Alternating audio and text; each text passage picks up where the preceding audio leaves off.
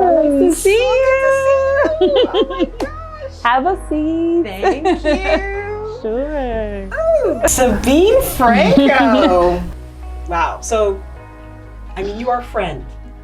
Thank you. You are my sister in Christ. Aw. You are a client. I've actually had the honor of coaching Sabine for almost 9 months now. Yeah. Yeah. Almost a year. Almost a year. Yeah. You are a collaborator.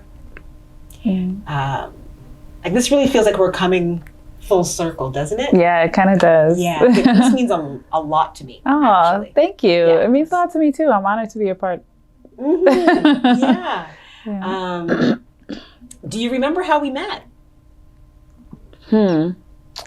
I want to say we probably met at a networking event. So do I.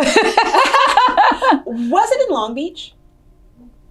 Oh, maybe it was. I think it was in Long Beach. Yeah. And I was like, who's this chic? Oh. I mean, you were lovely. Thank you. I'm like, who's this like chic legal eagle who's about her business? You know what Thank I mean? you. Yeah. Thank you. You know, one of our favorite people introduced us. Yes, right? yes. David Germain, yeah. Shout out. But what I thought was so interesting as I got to know you is that networking really wasn't your thing. Not at all. Networking is definitely not my thing. I didn't feel comfortable. I didn't feel like, at home I was super like self-conscious about networking. Yeah. It's so surprising when you meet Sabine. But I guess that just really speaks to, the fact that it was out of your comfort zone, but then the possibilities that are accessible to you because you did the thing anyways. Yeah, definitely. I mean, it was so uncomfortable for me to network, yet, when I started to sort of push myself, well, I should say I started my business 8 years ago, and for like the first 4 or 5 years, I did almost zero networking. Wow. Yeah. And so, and I managed to stay afloat, You did. Yeah. But it came to a point where I was just like, I didn't want more of the same, like my business was doing okay, like it was a 6-figure business, but I was one person all by myself. Right. So it wasn't like, giving me the life of my dreams type of thing. And I was just like, I understood that you need to do something different if you want change, if you want something different, essentially. And so I said, okay, I'm going to push myself to network. I met a title closer. You might know her, Moy Chen. No, okay. I haven't met her. So I met a title closer at a closing, and she told me, she's like, oh, we're having, an event tonight. You should come, blah, blah, blah. I don't know if it was the same night. Anyway, in any event, she invited me, and I went, and that was like the beginning of my starting to really network. Yes. And just to preface everybody, this is Chief Esquire, Sabine Franco of Franco Law Firm. Yes. So yeah, and then there's another reason why this moment is so special to me. Okay. For those who don't know, Sabine actually gave me my first speaking engagement as coach. Yeah.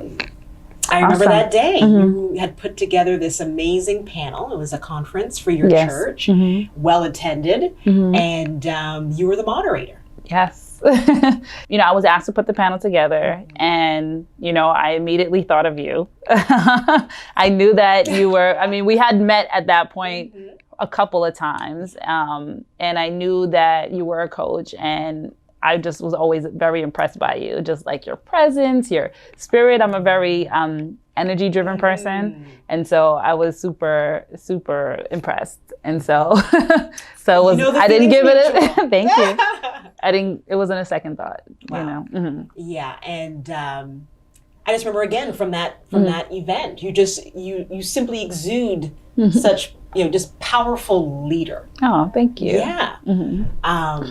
But with power, right, comes great responsibility, as they say. Yes. Right? But you actually had mentioned on a recent item, your infamous, IG lives, right? Yeah.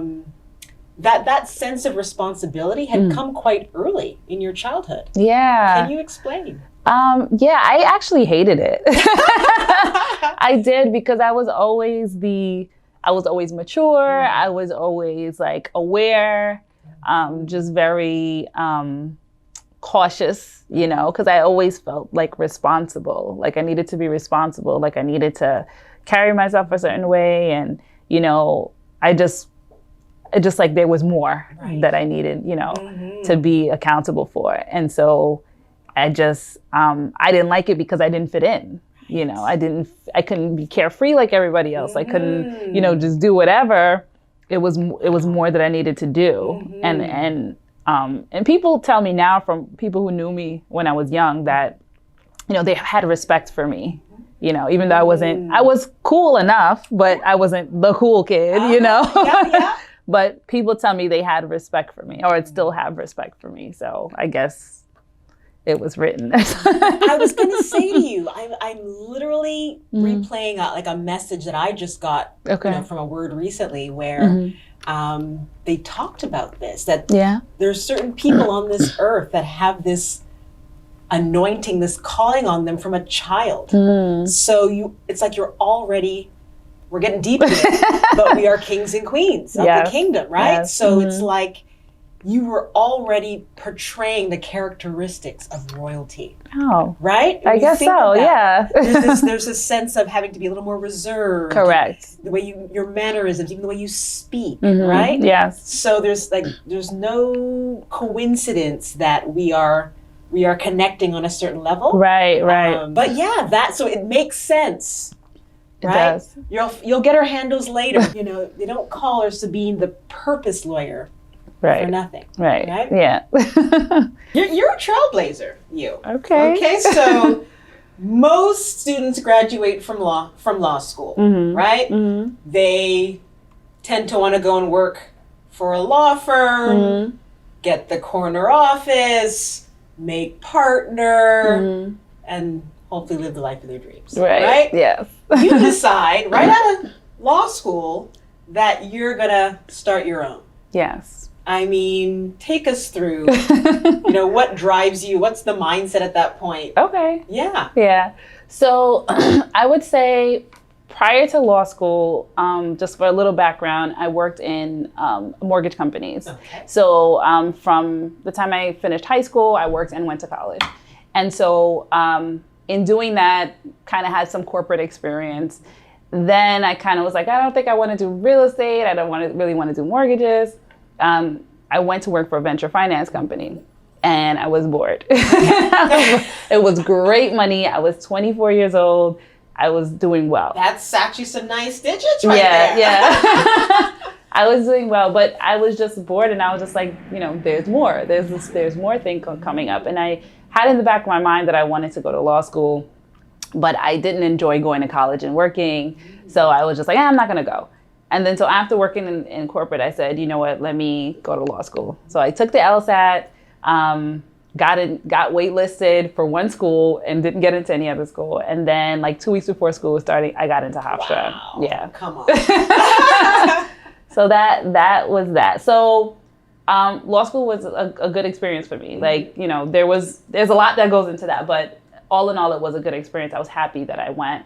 And then when I got out, so I went in 2008 on, you know, the heels of the big... right smack dab in the middle of the... Yeah, it's before sort of like everything started to fall. Okay. Because then everybody wanted to go to school at that time. But luckily I had gotten right before all that happened. So yeah, so when I got out, it was 2011. And the market was sort of starting to rebound. So a lot of the jobs were super entry level for attorneys. In hindsight, I should have probably taken something, but because I was making so much money before, in my mind, I was like, I didn't go to law school for 3 years to make less than what I was making before. So it was stubbornness. I was being snotty. So there was a little bit of that. There was a little bit of that. And then, and so when I was working in corporate, I said I wanted to be an attorney and work for myself. I said I wanted the autonomy to work for myself, basically. Like I am the company. You know what I mean? Yeah. So that was my thought process. So when I came out and the jobs were like not that attractive, I decided to just go out on my own. I had no idea what I was getting myself into. Amazing. And tell me again how old you were at the time? So when I got out, I was I 30? I was 30, yeah, because I took a few years after college before I went to law school. So I went in at 24 and I got out around 28 by the time I took the bar. So it was just about 30. Yeah. Wow, and taking that on, that's amazing. Yeah. Then you're 8 years in. Yeah. And you realize, you know what, real estate law is actually not the direction I want to go. Right, yeah. And then you shifted to asset protection, intellectual property, etc. Yes. Take us through that transition. I mean, again, another really brave move. Because I worked in the mortgage industry before I went to law school, I naturally, when I came out, I knew that was one of the things that I could do, learn the legal side of it. And so that was one of the things I did. The person who sold us our house, we bought a house literally right when I finished law school. Not when I finished law school, right after when I started the firm. Okay. Because we ended up having a baby at that time. So all that happened in the same year. And then the person who sold us our house, the realtor, actually we made a connection and he started to refer me business for real estate. Wow. So like right out the gate that worked out. And then, I was kind of just taking on what came. I did real estate, I did family law, I did a little bit of litigation. So I did a few things. And then I was just like really exhausted from doing everything because I was all by myself. Right. And I decided, okay, let me try to pick one and kind of, niche a bit. And so I was focusing primarily on the real estate. Even though I still had business clients and things of that nature. I was hoping to grow that part, but, real estate was really the thing. And it just came to a point where, after much talking it over, I realized that it wasn't serving my life. It just wasn't serving me. Man, and to take, what I heard was, you realized it was kind of life was happening to you? Yes. Rather than you were really driving your life? Absolutely. And it sounds like you had to do some inner work to really kind of do that soul searching. Right. But yeah, tell us about because I know you're known for this. So professionally, it's how do you, really kind of get other people to embrace this new direction that you want to go into. I don't know if there was, family pressures, but this is what you do. Why would you take a chance and try and do something? Right. Right. So what was that? What was that kind of tug pull? Were people supportive? Right. Because you're going again out of that comfort zone. Right. Not everybody's going to receive it the same way. Right. Yeah. And that was the biggest concern for me. I was like, what are people going to think? I'm known for this. In 2019 was probably the biggest year of my real estate career as an attorney. You're leaving all that on the table too. All that on the table. I was able to tour with DJ Envy and his real estate seminar. Okay. All over the country pretty much. And so that was the thing. I was like, wow. So do I look unstable? Am I I don't know what I'm doing? And what if I want to come back? Then so all those things played a role. But I really had to look at, I think primarily it was quality of life because I didn't feel well, Right.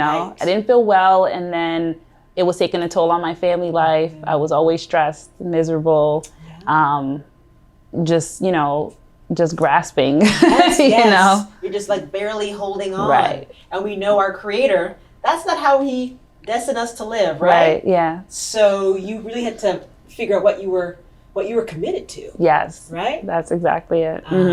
So it wasn't about feelings. It wasn't about external, You got really clear, is what I heard, on what you were committed to. And it sounded like family, self-care, really finding what motivates you, what really brings you purpose. Right. In your life. So you're actually going to work feeling fulfilled or leaving fulfilled at night. Correct. Right. And not drained and miserable, as you said. Right. Wow. I mean, again, all I hear throughout your journey is this very courageous Thank you. courage, bravery, fearless, and fearless doesn't have to mean there's no fear, right? I heard you say I didn't like networking. No, but I did it anyway. To put myself out anyways, Right. And look what's been possible. Right. So Sabine Franco, right? Chief Esquire. I love saying that. Did I mention that? Chief Esquire, Franco Law Firm, right? Adjunct professor. You went back to Hofstra to teach law. You've spoken to audiences that range from 500 people to 4,000 people. Yeah. Okay? Educating on real estate ownership and the legal aspects of that to asset protection. Now, how do we protect it, sustain it? I mean, you've been featured on the #1 radio station in New York City. I'm just saying, right? The Breakfast Club. Right. May I ask you, what gives you life? Yes, you may. So I would say my #1 thing that gives me life is my family. So my daughter, who's 7 years old, is super, she's amazing. She's amazing, so full of life, just so much personality. And she just reminds me to live, you know, like she reminds me how important it is to live and be present. And I, I feel alive when I'm with her and my husband. I've been married for 13 years. Oh, they are adorable. Thank you. And he's my best friend. So he's my best friend, my partner, my biggest support system. And it's just, I don't want to miss that. I don't want to be so busy that I'm missing that. Yeah, that's important. Yeah. David and I, so we had the pleasure of really getting to spend good time. Like over this quarantine, it allowed people to slow down, as we know. Yes. And I mean, like as we've said before, we're out at different events. We're always connecting, but it's usually that quicker connection. Exactly. Right? Yeah. But over the quarantine, we actually had our virtual Easter dinner together. Yeah, that was super fun. So much fun. And so I actually got to experience you and your family. Thank you. And it is when I found out. So you've known your husband since you guys were 13 years old. 13, yes. Oh my gosh. And you can still feel the freshness and the love and the care and support that you talk about. Thank you. They work together, play together, pray together. Like it's really beautiful to see. And then Lauren, Lauren was right there in the mix. Yeah. She was holding it down with David. So my husband, he's, into real estate, and he was, chopping it up about depreciating assets. Yes. And Lauren knew what was happening. They were talking stocks and, no, I'm exaggerating now, but yes. Kudos to you and Dad. Thank you. You can see you're planting these seeds, and she's already, you could just, as you said, exudes, she's so much of you. Oh, thank you. She's like a little powerhouse in her own right. Thank you so much. So I just wanted to say that, I can see why they give you life. Yes, they give you life. Another thing that, gives me life is to be able to teach and share information. Yes. So that, I've learned through various trials and error that is something that I really enjoy, when I'm always anxious coming up to it, but when I'm doing it, I'm like really in the zone. So, just want to do more of that, But they always say, like, if the butterflies aren't there, you maybe not stretching yourself enough. Right. Yeah. So that's a good thing. That's a good thing. Yeah. Yeah. So, what's next for Sabine Franco? What's next is, just reclaiming more of myself,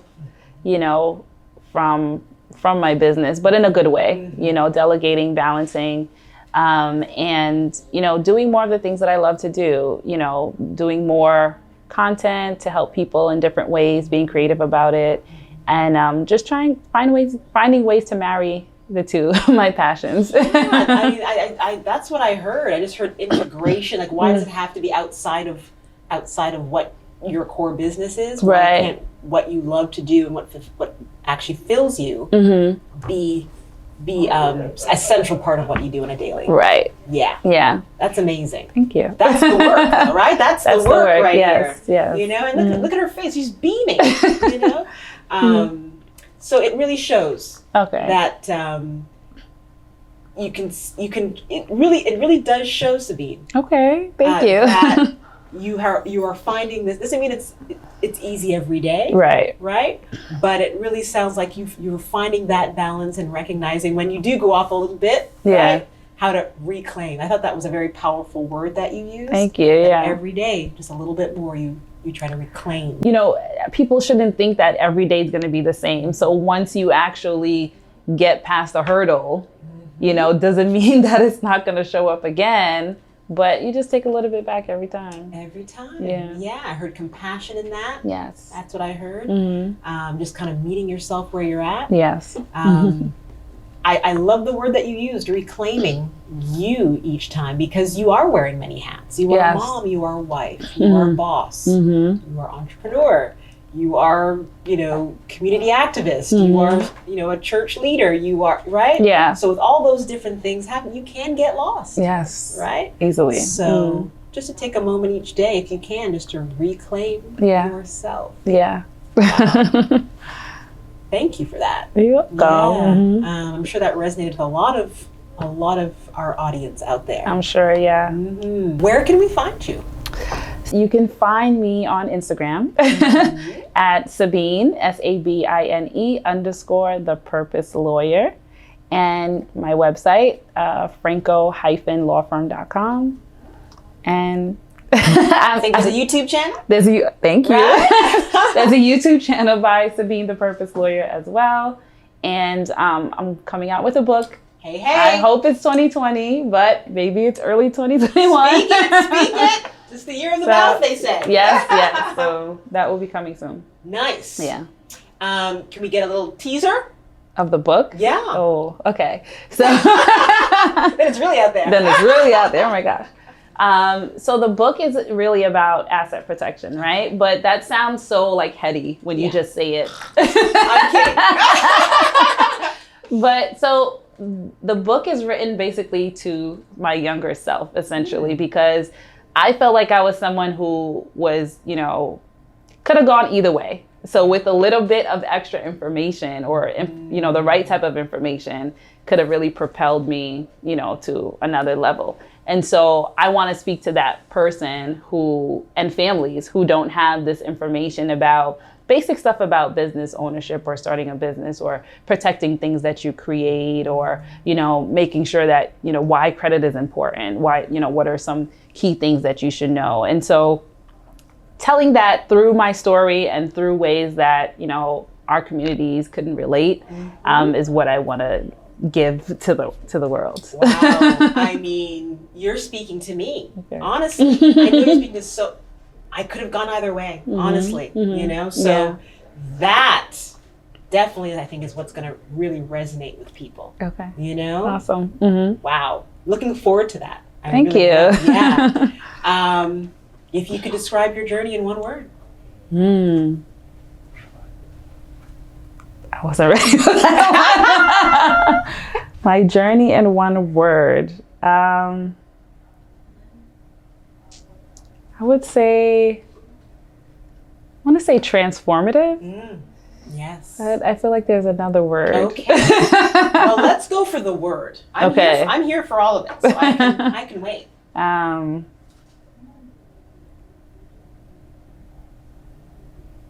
want to describe it as maybe not one word, but like a butterfly. Ooh, that's a word. Because there were so many stages, you know, to my life, and I feel like I'm still coming out of my cocoon. Yes. You know, so, and I know there's something even more beautiful to be had or experienced. Yeah. I don't know if you're still in the cocoon. Okay. I feel like you've spread your wings. Okay. But I think you are going higher I like that. Yeah. So maybe you were fluttering around the flowers, a little closer to the, maybe a little closer to the ground. Haven't discovered what the whole world is yet. Exactly. Right? You're going to go past the trees. Yeah. That's what I think. Okay. Yeah. Yeah. I like that. Wow. That's a good one. Sabine, speaking of holidays, right? Yes. What's your favorite holiday? So I really do like Christmas. Yeah. But I enjoy Thanksgiving as well. Oh, thank you for playing with me there. No, really though, because I do want to talk about Thanksgiving. Okay. Do you normally have the dinner? I've had it, but not normally, not every year. So are you from a big family? I am from a big family, but my family's all over. So it's hard for us to get together. So I usually celebrate with my in-laws, like my husband and my in-laws, and one of my sisters is here in New York. So, okay. Yeah. Nice. So with the in-laws, tell me about that. Thanksgiving? Yes. Do you ever get to make the turkey, or how does it work? So, well, when we have it at our house, my in-laws come over, my sister's family comes over, and my husband makes a turkey. Oh, wow. Like the one time a year that he cooks. Oh, that's the one time. Yeah. Okay, this is so new age. Yeah. So he makes a turkey, because his dad always made the turkey in his family. So he makes a turkey, and it came out very good. Comes out really good. And it's just a good time, just like, being with family, laughing, and just, being yourself. I like that everything kind of slows down. Yes. So it allows you feel like you're allowed, like you have permission. And so that's what makes it nice. Yeah. You do the dishes after if you want to, or you don't. Yeah. You can just lay out, right. play some dominoes. Right. What I loved to hear was the tradition in that, though. Yeah. That because his dad always did the turkey, now it's the baton or the carving knife. Yeah, it's being passed. Yes. That's awesome. Yeah. Now is Lauren getting in there too now? Like, does she even want to be in the kitchen, or? She does every now and then. So she's getting more and more into wanting to make things, and then she has to tell everyone that she made it. So even if she helped for 5 minutes, it's like, that's her dish, she made it. Okay, is that little sprinkled black pepper that made the whole... Exactly, that was the thing. That's amazing. And do you enjoy cooking? I do. I used to cook all the time, but because of life, I got kind of busy. But I enjoy cooking. When it's time to prepare meals for Thanksgiving, I do enjoy it. Nice. Yeah. So speaking of traditions, right? So do you do anything specific around the whole premise of giving thanks on the day? So we usually try to go around and just say, what is it that we're thankful for? So whether it be someone in the family, or if we're just thankful for just life in particular. I did start something this year, which hopefully we can bring it into Thanksgiving, of acknowledgements. Ooh, I like that. I was saying what you acknowledge someone for, in the family, which is nice, because usually it's unexpected. I was going to say, how often do we actually get that in the everyday? Yeah. So it is pretty special. It is pretty special, yeah. That's awesome. Yeah. Funny enough, that you're just mentioning that one year, it was actually Christmas, where all of us, we sat around the table and we talked about what we wanted our goals. Okay, and nice. That's about a good 6 years ago, I feel like. And to actually see these goals. Wow. That was the first time we ever did that. Wow, yeah. These where we're creating these more intimate moments, the more vulnerable moments. So I love what you're doing here. Yeah.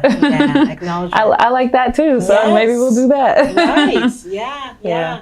It's pretty powerful. There's probably even something about just having that all that energy and connection, love in that space as we know, speaking life into what we want to create. Yeah, and it's something about being sort of like accountable to your family, because it's like we always want our family to, like, I guess believe in us, or we want to make them proud in a sense.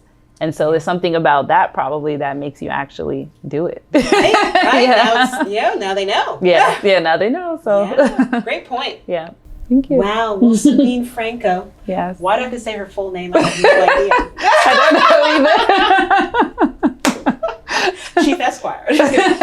This was beautiful. Thank you so much. Thank you. Yes. always bringing so much of you to every single one of our conversations. Thank you so much. I appreciate it. You bring it out of me. Well, thank you. Thank you, Dia. I'm always honored. Yeah. Yep. Awesome. It's not the last. No, hopefully not.